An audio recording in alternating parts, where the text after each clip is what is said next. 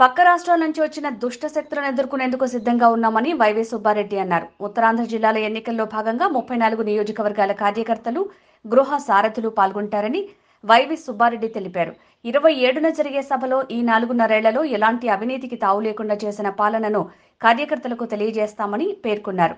ఎన్నికల తరుణంలో సీఎం జగన్పై, ప్రభుత్వంపై పక్క రాష్ట్రాల నుంచి ఇక్కడికి వచ్చి చేస్తున్న కుట్రల్ని కార్యకర్తలకు తెలియజేయడానికి ఈ సభలను ఏర్పాటు చేస్తున్నామని అన్నారు.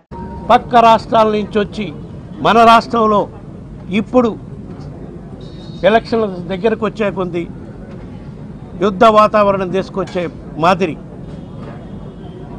దాడి చేసి కుట్రపూరితంగా నిందారోపణలు చేసే కార్యక్రమం పెద్ద ఎత్తున రాష్ట్రంలో ఇప్పటికే మొదలుపెట్టారు. కాబట్టి మా గౌరవ ముఖ్యమంత్రి జగన్మోహన్ రెడ్డి గారు ఈ ప్రతిపక్ష పార్టీలు చేసే నిందలని, కుట్రలని ఏ విధంగా తిప్పికొట్టాలి, దానికి మనందరం సమాయత్తం కావాలి అని ఒక దశ దిశ నిర్దేశించేదానికే ఈ బహిరంగ సభ ఏర్పాటు చేశాం.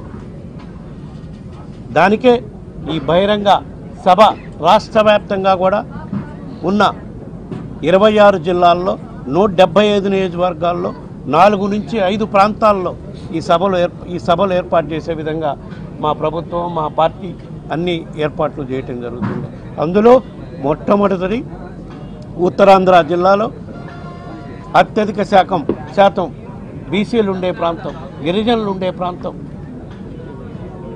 ఈ ప్రాంతంలోనే మా ప్రభుత్వం అధికారంలోకి వచ్చినప్పటి నుంచి కూడా ఏ విధంగా పెద్ద ఎత్తున అభివృద్ధి కార్యక్రమాలు కూడా చేపట్టామో అవన్నీ కూడా ప్రజలకు మరొక్కసారి తెలియజేసే విధంగా ఈ సభ నిర్వర్తించి, ఈ సభ ద్వారా కార్యకర్తలు ఒక దశ దిశ నిర్దేశం చేసి మనందరం కూడా ఈ ప్రతిపక్ష పార్టీలు ఈ పక్క రాష్ట్రాల నుంచి వచ్చి ఎలక్షన్ టైంలోనే వచ్చి మన మీద కుట్రలు, నిందారోపణలు చేసే, దుష్ప్రచారం చేసే వాళ్ళని ఏ విధంగా తిప్పికొట్టాలని కూడా గౌరవ ముఖ్యమంత్రి జగన్మోహన్ రెడ్డి గారు నిర్దేశిస్తారు. కాబట్టి ఈ సభలో పాల్గొనే ప్రతి ఒక్క కార్యకర్త కూడా మళ్ళా రేపు ఈ రాష్ట్రంలో జరగబోయే ఎన్నికల్లో జగన్మోహన్ రెడ్డి గారే ముఖ్యమంత్రి అయ్యే విధంగా మీరు ప్రతిపక్ష పార్టీలు, నాయకులు చేస్తున్న కుట్రలు పన్నుతున్న కుట్రలకి తిప్పికొడటానికి సిద్ధంగా ఉన్నారు అని చెప్పే విధంగా ఈ కార్యక్రమం నిర్వహించి